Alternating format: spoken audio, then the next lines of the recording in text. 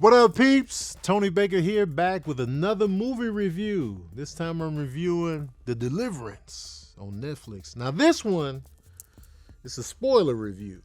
So if you plan on watching it and you don't want stuff ruined, you might want to back on about this video and then come back after you watch it. I'm telling you right now, don't be in the comment section like, you spoiled it. I told you. Why y'all be doing that? Why y'all see them say, hey, spoiler alert, and y'all be like, and you just still sit there. I get it. We be watching videos, we just got it playing while we doing other stuff. You feeding the dogs, you feeding the cats, you washing the dishes, and you might have missed the spoiler alert part. But that's on you. That's your fault. You know what I'm saying? I'm letting you know right here, right now. I'ma dig in on this one. But not too long, you know what I'm saying? It's still gonna be, but still. The Deliverance. It's a Netflix joint directed by Lee Daniels, starring Andra Day, Monique, Ingenue Ellis, and Glenn Close. All right, the Glenn Close. I put Glenn Close up there with Meryl Streep, Viola Davis, as Kate Blanchett as like the titans of just acting. Like they be delivering. And Glenn been delivering for a long time. Matter of fact, I just watched Fatal Attraction all the way through for the first time a couple months ago. She killed it in that role. It was just like, man, this is what happens when you cheat. That was a lesson. It was just like, yo, don't be cheating out here. Why? Because this. And then you got rabbits getting cooked and attacks. And then your wife got to kill somebody because you smashed raw. Repeatedly. You messed everything up. This movie right here was a doozy. It was crazy.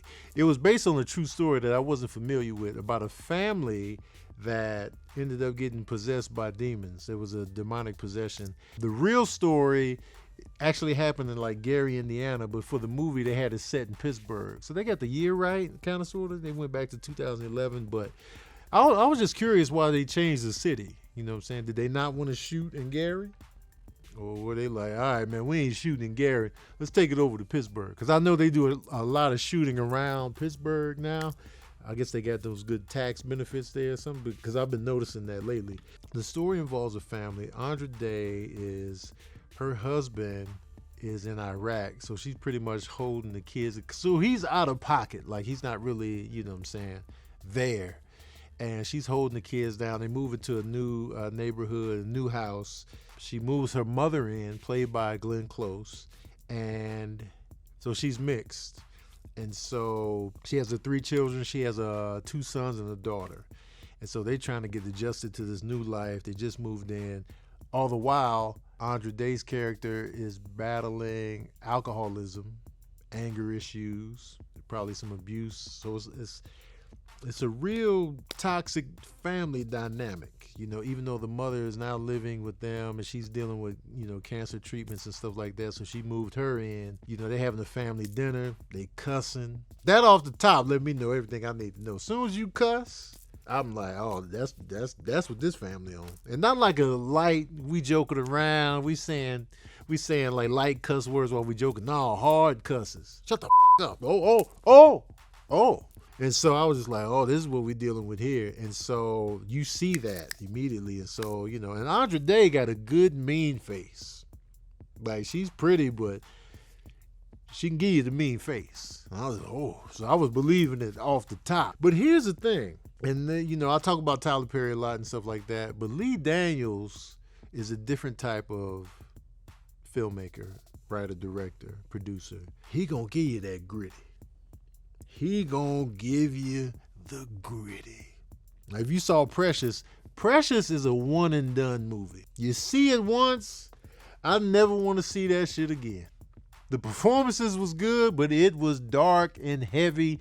Lee Daniels is going dark and heavy every time. Anything he's involved with, he gonna take it there. But what I appreciate about Lee Daniels is that he gonna give you that darkness, but he's gonna give you the nuance that I'm always talking about. The most toxic family in the world, there's still moments, glimmers to where it's like, all right, I can see these little good moments. This is what people see when they, you know, develop a relationship with a person that is going through anger issues, alcoholism, whatever it may be. So we see the struggles between mom and the children. The children don't trust her, you know what I'm saying? She's verbally abusive. And so the kids are just, they always get their armor on with mom. But we see these moments where she's like nice, but the kids are still like, why are you being nice? Like, what's going on? Because, of course, you know, they're used to the meanness, but we see the dynamic between Andra Day and her mother. And, you know, and she tells her, like, oh, now you want to come around and be all saved and in the church. So she's still not buying it. And because she went through so many years of abuse from her own mother, you can't expect her to be like, oh, you've changed. It don't work like that. Because I know if somebody was mean to me and abusive to me, it's going to take me a while before I can fully trust your change. So I was like, oh, I get it. You know what I mean? Like, even though you found God, you found Christ, I need to see more. And you still going to get these cuss outs and you still going to get these dirty looks. And so I thought that was an interesting look in a family that was dealing with their own demons outside of the supernatural demons, just the demons of alcoholism, abuse, just toxic traits within that family. And so I was like, all right. Glenn Close is looking, I put up a little meme I saw on Instagram yesterday. It said Glenn J. Blige. And I was just like, she had the whole aesthetic of just like, we all know those white women that just grew up in the hood. That's where they might not even grown up there, but they dwell there. And you know, they out here with these black men in black spaces, and you know the vibe, you know the aesthetic. Regardless of how you feel about it, they out there and we know them and see them. And they like that black dilk. And apparently, you know what I'm saying? Shout out to my own grandmother. She liked that black dilk. No disrespect. But it was interesting to see that dynamic. So that's a whole nother conversation and angle from the story. It's like, because they would have those moments in the movie where it's just like, yo, when I was in there talking to the doctor and she wasn't even listening to me and I'm telling her what's going on with the kids and she keeps looking at you and like, I feel like you didn't have my back in there. Like, you know, you was just, you know, you code switched back to the white woman. And, you know, my black daughter is crazy. That whole dynamic and conversation was very interesting and very like, that's a touchy subject. And I'm glad Lee Daniels was willing to take it there. But like I was saying, like, these moments within this family that's dealing with like strange noises in the basement, banging on the basement door, the baby boy is acting weird, his voice is changing, he's looking different. The levitating daughter, like it's all kind of just like wild shit going on in this household. And at the same time, she's dealing with her troubled past. So Monique, who plays a social service worker, she's coming by and checking on the family like, are you abusing these kids? You been drinking again? And they got unexplained bruises on their body. And so it's like, nah, man, some weird shit going on. Oh, it's weird shit going on, huh? You beating these kids again? So it's like, she's trying to be like, listen, I don't know what's going on. Something is strange, but you're not going to believe it from the outside looking in. And so she got the social service lady on her neck. And then there's this strange woman that's sitting outside the house just watching, you know, and like, what you doing out here? So they think she's in cahoots with Monique's character. And it's played by Anjanou Ellis. She knows that there's been some strange history with that house, but they don't know that. They're just like, there's some lady sitting outside. So you got all of this going on, battling the demon on the supernatural realm, also fighting the demons in your own family. And the kids are going through it at school. The oldest son is getting bullied out here, and then you see Andra Day's character go out there and like, you know, kick one of the kids in the nuts. And I was just like, see, this is what I'm talking about. This is the nuance. While Tyler Perry writes the characters in black and white, they're just evil, they're just mean, and that's it.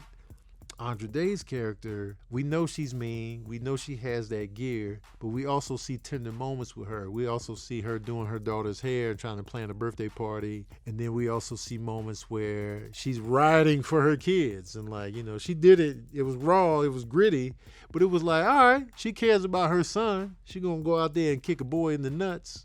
You know what I'm saying? And a lot of us as parents would do that. We will fight a kid for our kids. We be trying to restrain. We be like, you know what? If I can't fight the kids, get your parents in here, I'll fight them. Because that's what we do for our kids. You know what I'm saying? It's the Cubs. And so these little nuances is like, all right, so we get sympathetic to the character. So this movie is an interesting mix of like serious drama and then the supernatural thriller in the vein of The Exorcist and The Exorcism of Emily Rose. Any type of demon possession movie you can think of, the Amityville horror joints, rooted in the real event. Now, the real event, the mother of the woman that moved her family in, she was black, so there wasn't that racial element. I feel like they might have added the racial element just to give it the extra layer. The real event, Latoya Amon, her mom was black, and so that was just one of the changes from the real event. But those kids was going through it. They started wilding out. They was in school doing strange things, taking a dump in the classroom and smearing it around. The little boy, I think he tasted the goods, laughing during like some serious discussions about AIDS at the school, and like daughter was just standing there menstruating. It was crazy. So it was like, so she's sending the kids to the medical professionals, and then all the while social services like, we on your ass, we taking them kids. And so it's hard to prove anything. And meanwhile, the mom is going through chemo and she's still hollering at the dudes too. And so it's just like that whole dynamic is going on. But also she cares about her family too. So you got all of this stuff going on. The social services end up coming after the kids and being like, we gonna take your kids, because she had another episode which is rooted in the demonic possession, because her son was in the back seat speaking from another voice. So she panics and pulls over in the rain, goes into a bar like, yo, help me, my kids. And that's when they take the kids. But then while the kids are in the possession of the professionals, the social service lady and the medical professionals, they got the little boy strapped in, the thick leather belts, the thick belts. He bust loose up out of those. He started crawling on the wall and on the ceiling, and Monique is just standing there watching this. And so it's like,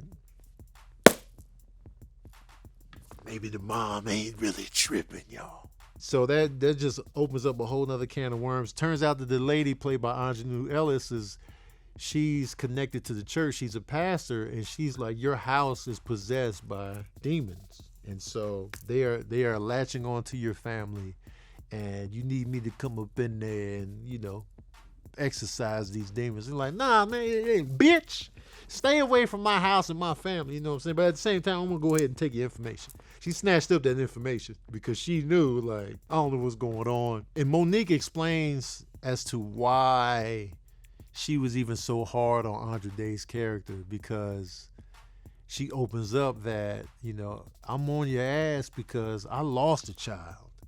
And it pisses me off to see parents out here squandering parenthood by abusing the kids and being mean to the kids. You out here squandering this, and I've lost a child. So that even opens up why Monique was so hell-bent on seeing what's going on with this family. So that's what I'm talking about again.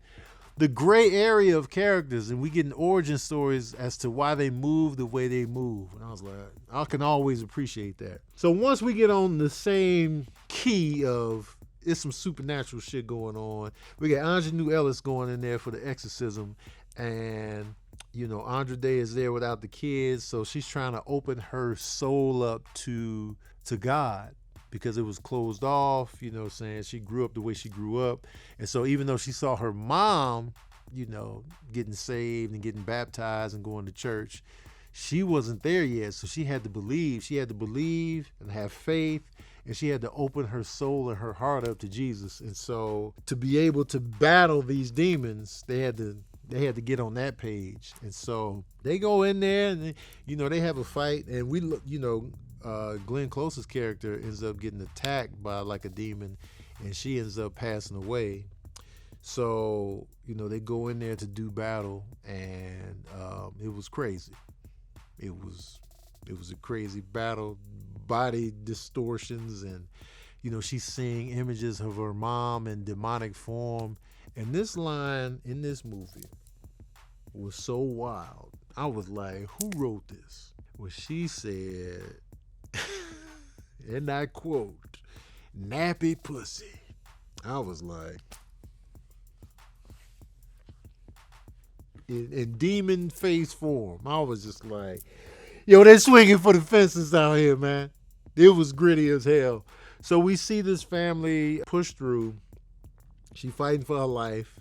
Ingenue Ellis ends up losing her life in the battle with these demons. Got slung up against the bookcase. She was like, hey, yo, I'm dying. I didn't believe I folded up. Take this holy water and finish it off. Dies off. And so it's just like, so she had to go in there on faith, unwavering, no fear, and just fight these demons and cast the demon out. And so she ends up doing that. And she ends up surviving this. And she ends up getting her kids back in the end. In the real life story, this woman had to have 3 exorcisms done on her, 2 in English and 1 in Latin.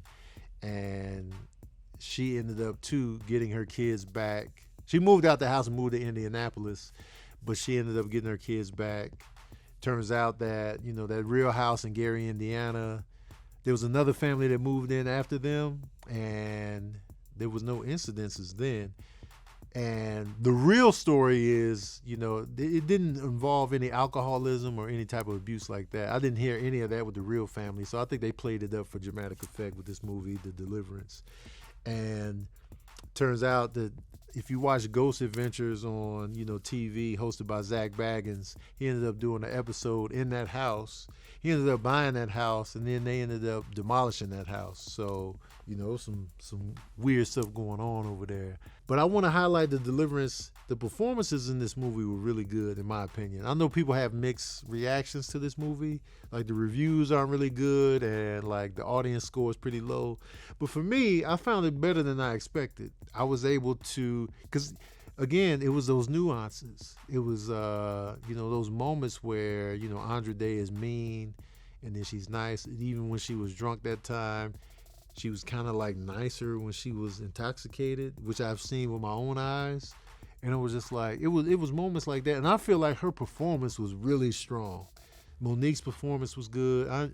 Ingenue Ellis is always good. And Glenn Close was great too. And so I feel like they delivered on the acting front. And I've seen people that disagree, but I'm like, no, I feel like they delivered emotionally. And I feel like Andra Day, for her to have such a pretty light resume in terms of, you know, what she's been in as far as film, she's killing so far. She got the Oscar nomination when she played Billie Holiday, and that was her film debut. And now we got this. I'm like, she is really, like, strong as an actress. And she's not scared to take it there. She's going to be crying. She's going to be looking toe up. She's going to be busted up. And I like that raw emotion and that raw lack of ego and vanity in the type of performances that she's doing. So she's becoming like the one to watch for me. So I feel like it's an interesting watch. The end was a lot, you know what I mean? Like the speaking in tongues and all that. I was just like, oh, we really taking it there. It was a lot, but forget all that, man. Y'all want to know the smooth jazz review of the Deliverance. I always want to call it something else. The Deliverance, the observational deck, it's always something I want to go to instead. But the Deliverance, well, here it is. Oh yeah. I'm giving the Deliverance 3.5 saxophones out of 5. It was better than I expected. Not perfect, wild and gritty, but I appreciated the wild and gritty. But I appreciated glimpses into the origin story of the characters. But let me tell you this, man. Whenever the flies show up, I'm out. Whenever there's a little haunted house situation and there's demonic presence and them flies come, I'm out before the demons can even get to me. They're like, the demons be like, we was looking for you and your family. No, the flies. I left. You shouldn't have sent the flies out first. Whatever your demon name is, you should have grabbed me off top, then bring the flies in when we trapped. But nah, man, you came in flies first, and we was out. We was at the homeless shelter. You know what I'm saying? You not gonna get me with them flies, man. You need a better mascot. Y'all need to come in as demons. Come in with butterflies. Since y'all want to be fake and lure us in, you can't lure us in with flies. Get the butterfly. Maybe a dragonfly, since you want to be edgy. And it's got a D in there. I don't know. I'm just thinking. Just trying to help y'all out as demons. All right, peeps. That's my spoiler review of The Deliverance on Netflix. You can watch it on Netflix right now. Let me know what you thought of the movie in the comment section below. Also, I want to know what you thought of the performances, and I want to know how fast you would move out. Now, keep in mind, you got to think of your financial situation. You don't have the money or the family backing. Keep that in mind, because I know we say, I'd move out instantly. Moving is expensive, especially when you got kids. How fast would you move out? Would you move out when the flies showed up? Would you move out when you heard steps in the basement? Or would you move out after, you see your kid on the ceiling? Let me know how fast you moving out. Don't forget to like, share, and subscribe. And as usual, we out here.